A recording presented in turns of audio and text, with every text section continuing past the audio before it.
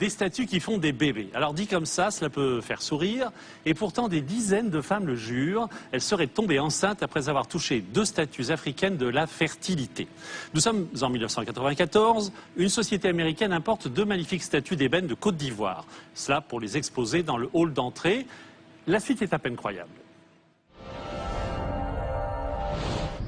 Ces statues africaines seraient dotées d'un fabuleux pouvoir. Elles assureraient la fertilité à toutes les femmes qui les toucheraient. C'est arrivé à tellement de femmes, c'est inexplicable. Pour moi, il n'y a aucun doute. Ces statues ont quelque chose de spécial.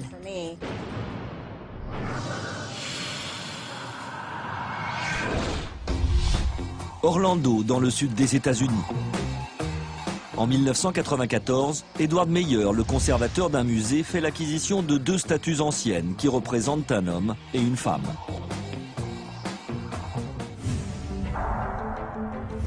Ces sculptures en ébène proviennent d'une tribu africaine située en Côte d'Ivoire. L'homme tient dans une main une mangue, symbole de la fertilité, et dans l'autre une épée. Quant à la femme, elle porte un bébé sur ses genoux. C'est un roi et une reine. Selon une croyance ancestrale, ce couple souverain serait symbole de fertilité. Plus étonnant encore, la légende dit que si une femme passe entre les 2 statues et les touche, elle tombera enceinte rapidement. On les a d'abord mises dans nos bureaux, parce qu'il n'y avait pas de place au musée. Et en 13 mois, 13 femmes sont tombées enceintes après avoir touché les statues. Alors qu'elles ne cherchent pas à avoir d'enfants, de nombreuses collaboratrices de la société seraient tombées enceintes après avoir touché les statues. À l'époque, je prenais un moyen de contraception. Cela a été une grande surprise que de tomber enceinte, mais une merveilleuse surprise. L'histoire se répand comme une traînée de poudre. Et le Wall Street Journal se fait même l'écho de ce mystérieux baby-boom. Une jeune mère de famille croit plus que jamais au pouvoir des statues africaines. Et pour cause, pendant 3 ans, Rachel Taylor a tout essayé pour avoir un enfant, sans résultat. En 2009, en désespoir de cause, elle décide de s'en remettre aux fameuses statues. Ma mère a lu un article vantant les pouvoirs des statues. Comme j'avais tout essayé pour avoir un enfant et que cela ne marchait pas, je me suis dit que je n'avais rien à perdre.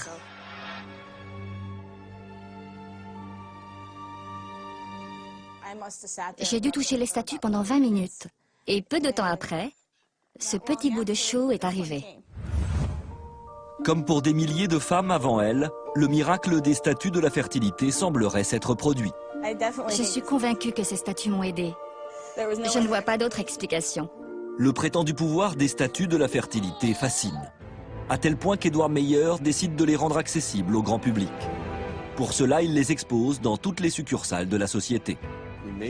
On a décidé de les exposer à l'accueil, juste avant la caisse des musées.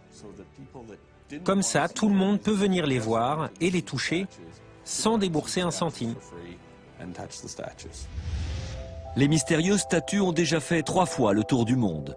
Depuis 1994, plus de 3000 femmes seraient tombées enceintes après les avoir touchées. Impossible alors d'ignorer ce curieux baby-boom, même s'il n'existe aucune preuve scientifique à ce phénomène.